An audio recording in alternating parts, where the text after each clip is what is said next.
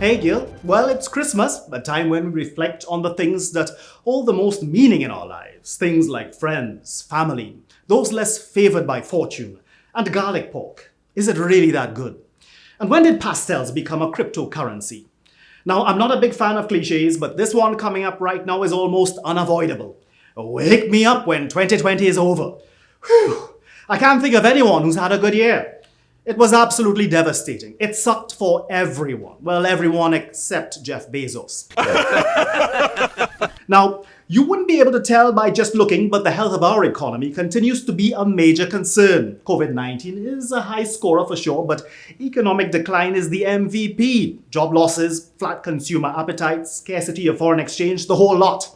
You know, even as the tinsel dazzles and the Ponche Creme has way more punch than Creme, if we're honest, this country has a tough road ahead. Well, tougher. If we don't buckle down and get real about the economic realities facing us, well, just pass that lighter to the crapo. From what we're seeing in our leadership, though, there doesn't seem to be any flash of brilliance to help us get out of this mess. Let's look at a few examples. Some time ago, the government announced substantial cuts to the GATE and the scholarship program. Quite simply, the money just isn't there to fund it all. In particular, post-grad programs like MBAs and MOUs and such. But how do we keep up with a rapidly evolving global economic environment without investing in education? Maybe, just maybe, instead of cutting funding for education, the GATE program, the scholarship scheme, could have been restructured.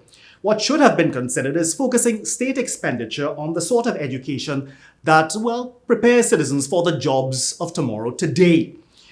Want to be a doctor or lawyer? Pay for that your damn self. But the app developers, digital marketers, AI specialists, automation technicians, e-commerce platform experts, those are the skills and specialties we need to move us from a fossilized, fossil-fueled economy focused primarily on producing graduates who consume the revenues of the oil and gas economy, such that those revenues are. You know, a few years ago, Prime Minister Keith Rowley expressed admiration for Estonia, a country with a population size much like ours. He was talking about emulating Estonia's digitally driven economy. Check this, 99% of Estonia's public services are available online 24 hours a day. They had e-school long before the pandemic. They have e-health while we have health. And Estonia was a relatively poor country when it gained independence from Russia in 1991. We've been an oil economy for more than 100 years, and it feels like we're 100 years behind Estonia. And when did they start their digital revolution? Well, it began when they decided to put computers in every classroom. By 2000, every school in that country was online. Estonia went from being a post-Soviet backwater to one of the most tech-savvy, successful economies in the world. Here we have politicians invoking the name of Estonia, thinking that putting on a tie and talking about the digital economy while standing next to rented ferns will make that happen for us. In TNT, by comparison, online government, the digitalization of government services extends as far as being able to pull up a form online, print it, physically fill it out with a pen, and then drop it off to the relevant government agency, only for them to tell you you made a mistake on the form, so you have to go back home and do it again. That's a true story, not like The Crown on Netflix. It really happened to me.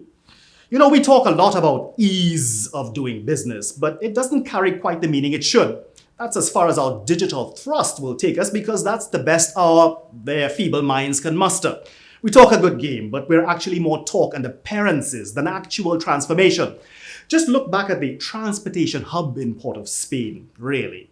Now, if this bus shed, is a transportation hub, then this is a fire station, this is a hospital, and this is a happy marriage. Seeing a phalanx of government ministers or officials cutting a ribbon to launch a bus shed is sadder than buying yourself dinner on your own birthday. And what's next? Fireworks for a manhole? A public holiday for a box drain?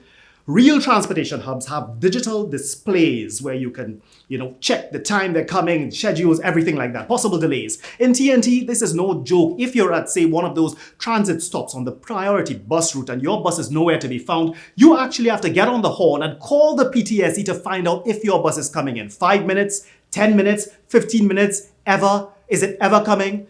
But by all means, let's celebrate another bus shed. Look, turning around the economy and transforming the economy, which is where we should be at, require two different mindsets. On the face of it, we actually have neither. You get a sense from our leadership that they're thinking, what is the absolute least we can get away with doing without the population noticing or even caring? Turns out, That's a lot. But what you go do?